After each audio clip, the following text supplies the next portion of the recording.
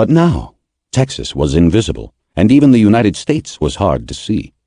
Though the low-thrust plasma drive had long since been closed down, Discovery was still coasting with her slender, arrow-like body pointed away from Earth, and all her high-powered optical gear was oriented toward the outer planets, where her destiny lay. There was one telescope, however, that was permanently aimed at Earth. It was mounted like a gun sight on the rim of the ship's long-range antenna, and checked that the great parabolic bowl was rigidly locked upon its distant target. While Earth remained centered in the crosswires, the vital communication link was intact, and messages could come and go along the invisible beam that lengthened more than 2 million miles with every day that passed. At least once in every watch period, Bowman would look homeward through the antenna alignment telescope. As Earth was now far back toward the sun, its darkened hemisphere faced Discovery, and on the central display screen the planet appeared as a dazzling silver crescent, like another Venus.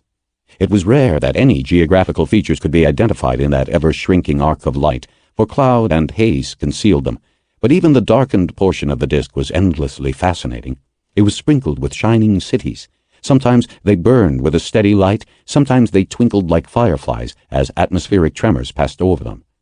There were also periods when, as the moon swung back and forth in its orbit, it shone down like a great lamp upon the darkened seas and continents of Earth. Then, with a thrill of recognition, Bowman could often glimpse familiar coastlines shining in that spectral lunar light. And sometimes, when the Pacific was calm, he could even see the moon glow shimmering across its face, and he would remember nights beneath the palm trees of tropical lagoons. Yet he had no regrets for these lost beauties. He had enjoyed them all in his 35 years of life, and he was determined to enjoy them again when he returned, rich and famous. Meanwhile, distance made them all the more precious. The sixth member of the crew cared for none of these things, for it was not human. It was the highly advanced HAL 9000 computer, the brain and nervous system of the ship. HAL, for capital H, heuristically programmed, capital AL, algorithmic computer, no less, was a masterwork of the third computer breakthrough. These seemed to occur at intervals of 20 years, and the thought that another one was now imminent already worried a great many people. The first had been in the 1940s, when the long obsolete vacuum tube had made possible such clumsy, high-speed morons as ENIAC and its successors. Then in the 1960s, solid-state microelectronics had been perfected. With its advent, it was clear that artificial intelligences at least as powerful as man's need be no larger than office desks, if one only knew how to construct them. Probably no one would ever know this. It did not matter. In the 1980s, Minsky and Good had shown how neural networks could be generated automatically, self-replicated, in accordance with an arbitrary learning program. Artificial brains could be grown by a process strikingly analogous to the development of a human brain. In any given case, the precise details would never be known, and even if they were, they would be millions of times too complex for human understanding. Whatever way it worked, the final result was a machine intelligence that could reproduce, some philosophers still preferred to use the word mimic, most of the activities of the human brain, and with far greater speed and reliability. It was extremely expensive, and only a few units of the HAL 9000 series had yet been built, but the old jest that it would always be easier to make organic brains by unskilled labor was beginning to sound a little hollow. Hal had been trained for this mission as thoroughly as his human colleagues, and at many times their rate of input, for in addition to his intrinsic speed, he never slept. His prime task was to monitor the life support systems, continually checking oxygen pressure, temperature, hull leakage, radiation, and all the other interlocking factors upon which the lives of the fragile human cargo depended. He could carry out the intricate navigational corrections and execute the necessary flight maneuvers when it was time to change course, and he could watch over the hibernators, making any necessary adjustments to their environment and doling out the minute quantities of intravenous fluids that kept them alive. The first generations of computers had received their inputs through glorified typewriter keyboards and had replied through high-speed printers and visual displays. Hal could do this when necessary, but most of his communication with his shipmates was by means of the spoken word. Poole and Bowman could talk to Hal as if he were a human being, and he would reply in the perfect idiomatic English he had learned during the fleeting weeks of his electronic childhood. Whether Hal could actually think was a question which had been settled by the British mathematician Alan Turing back in the 1940s.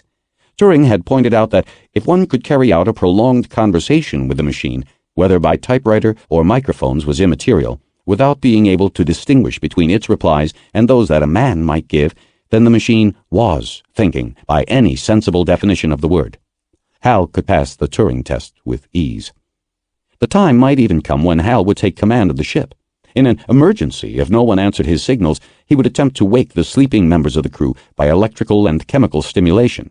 If they did not respond, he would radio Earth for further orders. And then, if there was no reply from Earth, he would take what measures he deemed necessary to safeguard the ship and to continue the mission, whose real purpose he alone knew, and which his human colleagues could never have guessed. Poole and Bowman had often humorously referred to themselves as caretakers or janitors aboard a ship that could really run itself. They would have been astonished, and more than a little indignant, to discover how much truth that jest contained. Chapter 17. Cruise Mode. The day-by-day running of the ship had been planned with great care, and, theoretically at least, Bowman and Poole knew what they would be doing at every moment of the 24 hours. They operated on a 12 hours on, 12 hours off basis, taking charge alternately and never being both asleep at the same time. The officer on duty remained on the control deck while his deputies saw to the general housekeeping, inspected the ship, coped with the odd jobs that constantly arose, or relaxed in his cubicle. Although Bowman was nominal captain on this phase of the mission, no outside observer could have deduced the fact. He and Poole switched roles, rank, and responsibilities completely every 12 hours. This kept them both at peak training, minimized the chances of friction, and helped toward the goal of 100% redundancy. Bowman's day began at 0600 ship's time, the universal ephemeris time of the astronomers. If he was late, Hal had a variety of beeps and chimes to remind him of his duty, but they had never been used. As a test, Poole had once switched off the alarm. Bowman had still risen automatically at the right time. His first official act of the day would be to advance the master hibernation timer 12 hours. If this operation was missed twice in a row, Hal would assume that both he and Poole had been incapacitated and would take the necessary emergency action. Bowman would attend to his toilet and do his isometric exercises before settling down to breakfast and the morning's radio fax edition of the World Times. On Earth, he never read the paper as carefully as he did now. Even the smallest items of society gossip, the most fleeting political rumors, seemed of absorbing interest as they flashed across the screen. At 0700, he would officially relieve Poole on the control deck, bringing him a squeeze tube of coffee from the kitchen. If, as was usually the case, there was nothing to report and no action to be taken, he would settle down to check all the instrument readings and would run through a series of tests designed to spot possible malfunctions. By 1000, this would be finished, and he would start on a study period. Bowman had been a student for more than half his life. He would continue to be one until he retired. Thanks to the 20th century revolutions in training and information handling techniques, he already possessed the equivalent of 2 or 3 college educations, and what was more, he could remember 90% of what he had learned. 50 years ago, he would have been considered a specialist in applied astronomy, cybernetics, and space propulsion systems, yet he was prone to deny with genuine indignation that he was a specialist at all.